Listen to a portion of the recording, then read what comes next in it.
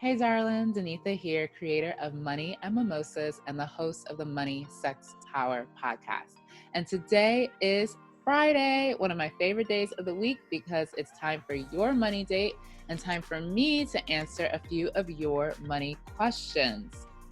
If you're new to Money and Mimosas, new to the concept of money dates, welcome. Be sure to check out this video where I walk through exactly what a money date is and all the steps that it entails. Essentially, it's your time to sit down, review your finances, celebrate your wins, and reflect on how you can use your money to make a difference. I consider it a ritual, a sacred practice to get in touch with your finances. I choose to do my money dates on Friday for two main reasons. I guess three main reasons. One, it's Friday. It's a great day. Another reason is because of astrology. The planet Venus governs Friday, and Venus rules over beauty and abundance. Also, in African spirituality, the Orisha Oshun, who rules over beauty and abundance, her day is Friday as well. So you can do your money date on any day of the week that you wish. I choose to do mine on Friday for the reasons that I mentioned, and I invite you to do it on Friday as well. Before I hop into this week's money tips, I love sharing a lifestyle, beauty, health tip. This week's tip is a health tip inspired by Dr. Mona Van. If you haven't checked out her YouTube, definitely check it out. She's one of my favorite people to go to about all things health and wellness. This tip was inspired by one of her videos on tea. She did this homemade tea elixir where she crushed up mint leaves and ginger and made this homemade tea. I remixed that recipe to add to my sparkling water. I'm a big fan of flavored sparkling water. And sometimes, though, I want to add a little bit of my own touch and flavor to it. I'm really into, well, first of all, I love cocktails. And sparkling water is my replacement for cocktails because I don't want to have a drink every night. So I'll have a sparkling water drink instead because one, I love to close my night with something fun, something festive. The bubbly makes me feel like it's a party, a festive mood.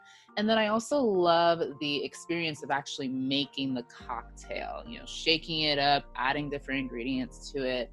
And with the sparkling water, all you do is like pop open the can, and I'll pour my sparkling water into a champagne glass to make it fun, but there's not much to it. So with her video, I was inspired to add mint leaves and some crushed ginger, fresh ginger to my sparkling water. And it's so fun. I love the process of chopping up the ginger, putting the mint sprig in my champagne glass with my sparkling water. So if you're looking for something fun and festive and healthy, I recommend having some sparkling water and adding mint. You could even do basil and then adding some ginger, which is great for digestion, anti-inflammation.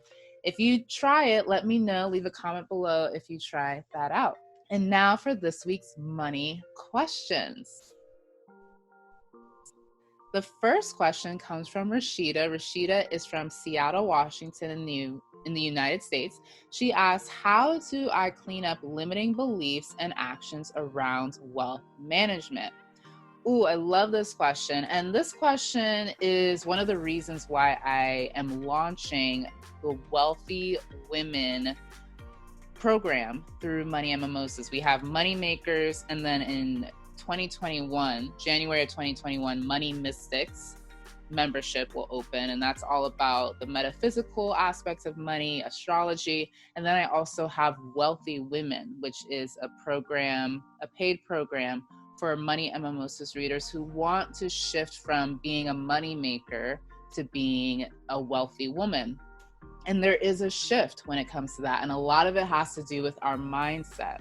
And that's why I'm so excited that you asked this question, Rashida, because I received this question often when I was doing one-on-one and group work with clients. How do I become wealthy? How do I feel like I'm sabotaging myself and I can't get through my own glass ceiling.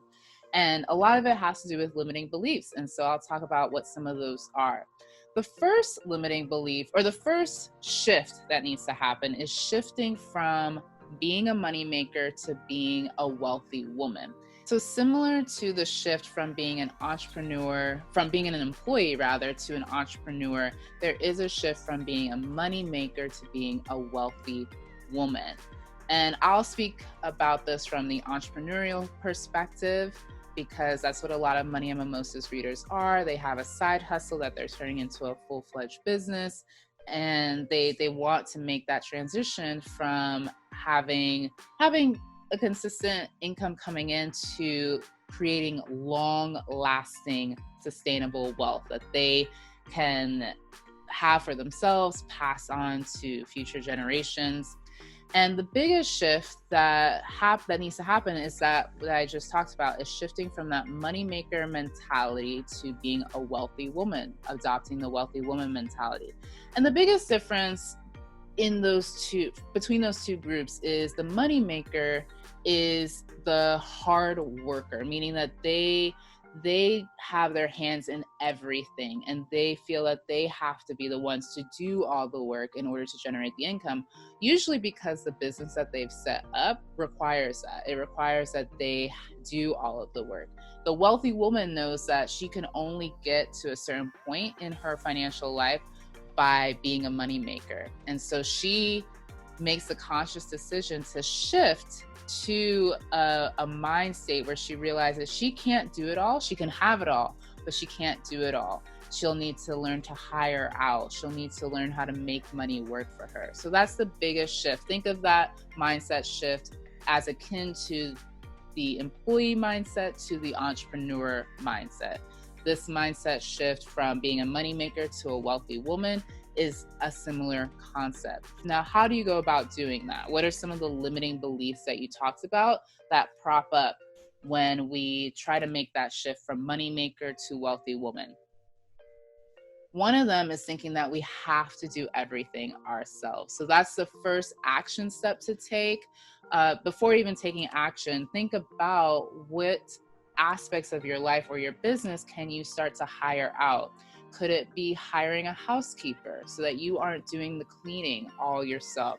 Could it be hiring someone to deliver groceries? Could it be hiring someone as a personal assistant? It doesn't have to be a full-time personal assistant. It could be someone that helps with your scheduling.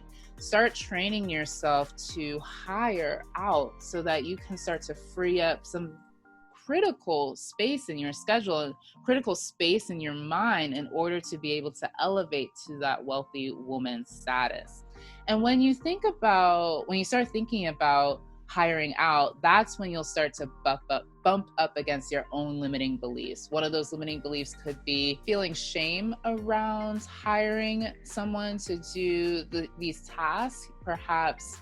Perhaps you come from a background where there was a lot of honor in doing everything yourself. And that's something that you'll have to peel back the layers on and unpack how that mindset is no longer serving you. Everyone's situation is somewhat nuanced, but oftentimes there's shame, guilt surrounding the idea of hiring someone to help with elements of the house. So as you start to think about where you want to hire out when it comes to your personal life, or maybe it's your business as well, maybe you hire a graphic designer, maybe you hire a virtual assistant, whatever it is, there are going to be thoughts that pop up that give you clues as to where your limiting beliefs lie and where they are rooted. Was it something that you saw growing up? Was it something your guardian said? Was it something you observed? And once those thoughts arise and bubble up, then you'll be able to work with them to unpack and release them. Second step to take is to start thinking about how you can make your money work for you instead of you working for your money. Money makers know how to make money. They know how to work in order to make money, which is a valuable skill to have. It's something that even as wealthy women, we shouldn't get too far from that core essence of ourselves where we know how to make things happen when we need to. We know how to get dirty if we have to. But as a wealthy woman, you realize that staying in that space is limiting. you cannot grow to your fullest potential if you're always the one doing all of the dirty work, if you're always the one getting your hands dirty. Nothing wrong with getting your hands dirty, right? We all know how to do it, and there is a lot of honor within it. However, it gets to a point where it's no longer serving you. Therefore, start thinking about how you can make your money work for you instead of you working for your money. Example, if you haven't already started investing, where can you start investing so that you can see your money start to grow overnight without you doing anything? If you have courses or passive income products that you can start promoting to your community, start doing that so you can see how you can generate income without you working for it directly. If you're thinking about real estate, rental property, there is work involved with maintaining investment properties. However, that is a form of getting your money to work for you rather than you working for your money. The next step is to unpack your fear of success. I did a whole video around this. It was related to the full moon, November's full moon. And although the full moon has passed, there's still aspects of that message that can still be applied at any point in your life. And I talked about how in that video, the fear of success is one of those blocks to prosperity and blocks to the flow of abundance. And when it comes to the fear of success, it's not fear of success in and of itself, it's fear of the results that come from success. So you may have some subconscious, unconscious beliefs around wealth, meaning perhaps you see having more money as having more problems, or you see that having more money means you have to be a sellout and you can't be true to yourself. There are perhaps some results from success that you unconsciously believe that you're unconsciously assuming come with success. So unpacking your fear of success is one of those limiting beliefs that you'll need to release in order to fully step into being a wealthy woman and being able to have wealth to manage. Then the last piece that I would invite you to take a look at is completing an elevated identity exercise. This is an exercise that's in the Moneymaker community. It's also in the Wealthy Woman membership that will go live in January.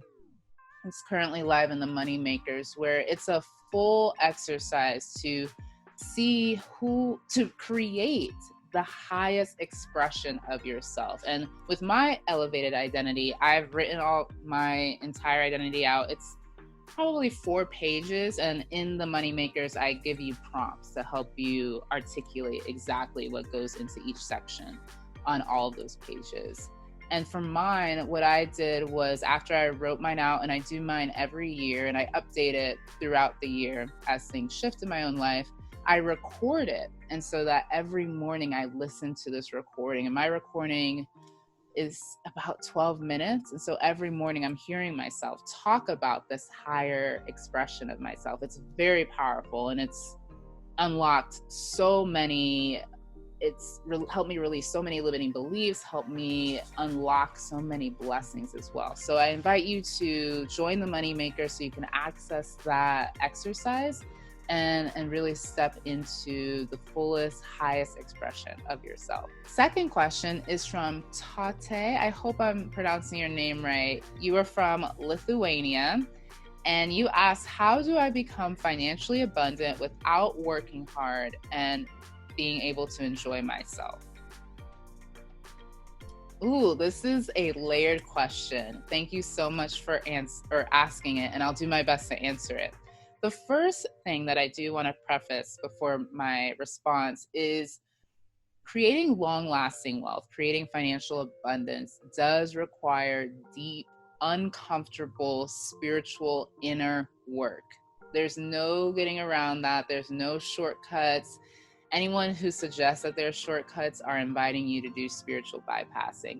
It's part of the package. It's what you sign up for if you want to have long-lasting financial abundance, long-lasting wealth, feel good from the inside out, while having riches, earthly riches surrounding you. It requires deep, uncomfortable spiritual work. And so what I would invite you to reconsider is not necessarily how do I become financially abundant without working hard. Think about not wanting to make life easy. How do I do this? Because what I'm hearing is, how do I make this easy? And I would invite you to start asking, not how can I make this easy, but how can I be resilient and strong enough for this process?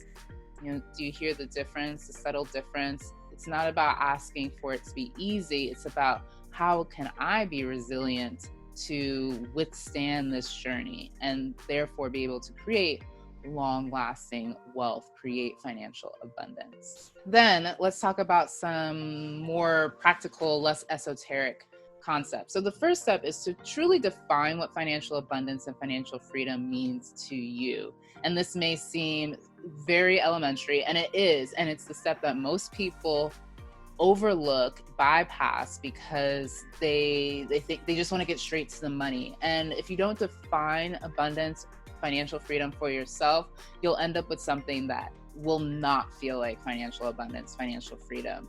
So think about what that means to you. Does it mean owning a home? Does it mean being able to live on a boat and be able to travel the world? Does it mean having complete control over your time? Does it mean creating art? Whatever it is, define what financial freedom, financial abundance looks like for you first and foremost. Next, you want to ground yourself in reality. So once you've defined financial abundance, financial freedom for yourself, add some numbers to it. What does that look like? If it means owning a home, if it means instead living off of a boat, what does that mean in terms of how much money will that cost on a monthly basis to live that lifestyle? And then ground yourself. And in doing that, you're grounding yourself in reality. Because the next step you'll need to take is to calculate the gap between where you are right now and where you want to be. Where you are right now, use the calculation, your net worth. I'll include that calculation here in the screen. Your net worth is your assets minus liabilities equals your net worth. That's a great starting point for you to get a sense of where you are financially. And then once you know where you are financially and where you want to be, then you can start to calculate the difference between the two.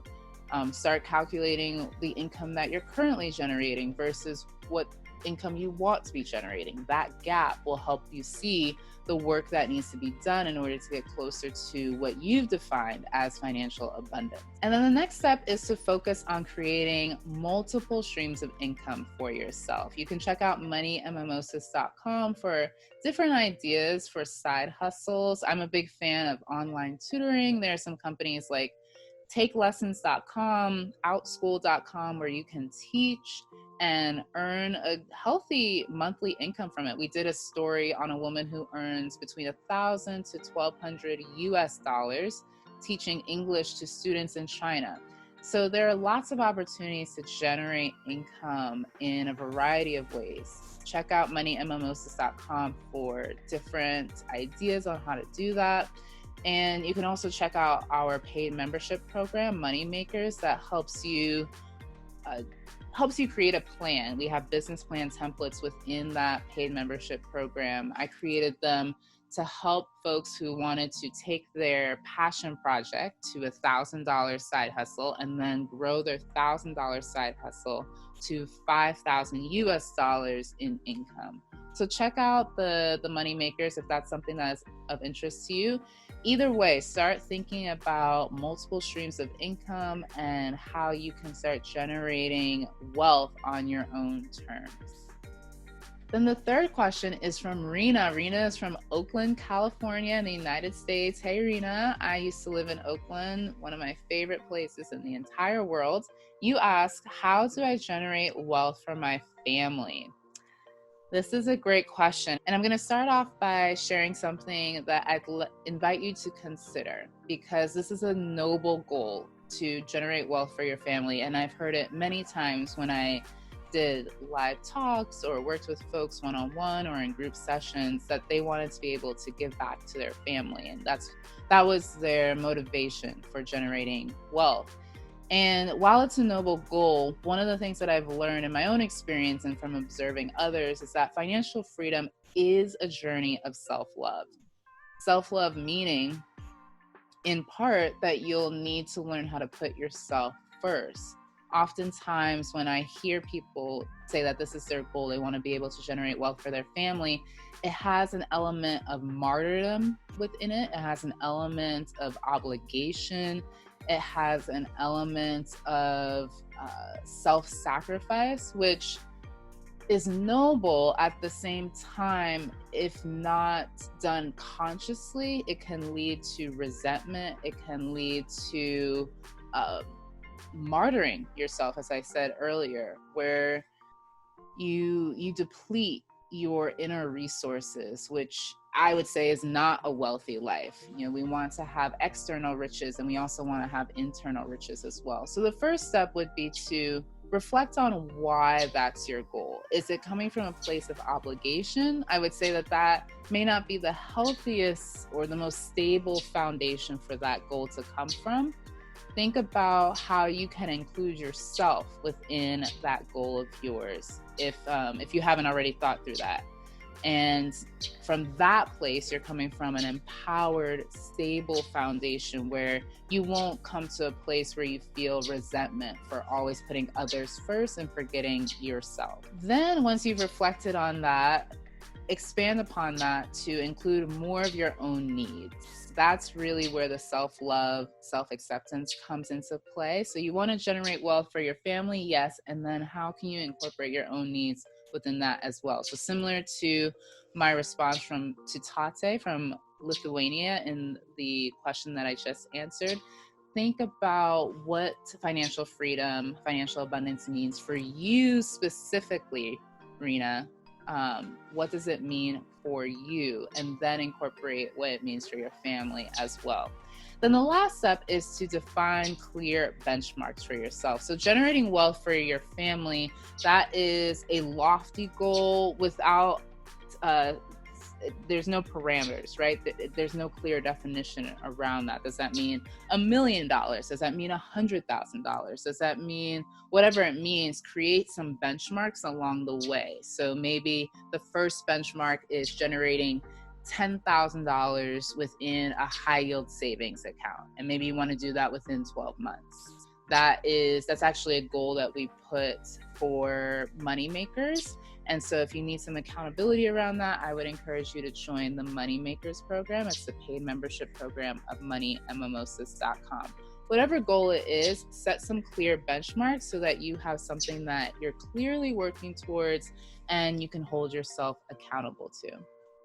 Thank you so much for submitting your questions. If any of you watching have questions that you'd like me to answer, please leave them below in the comments. Be sure to include where you're from so that I can give you a shout out, and then I can also try to tailor my answers to you as well.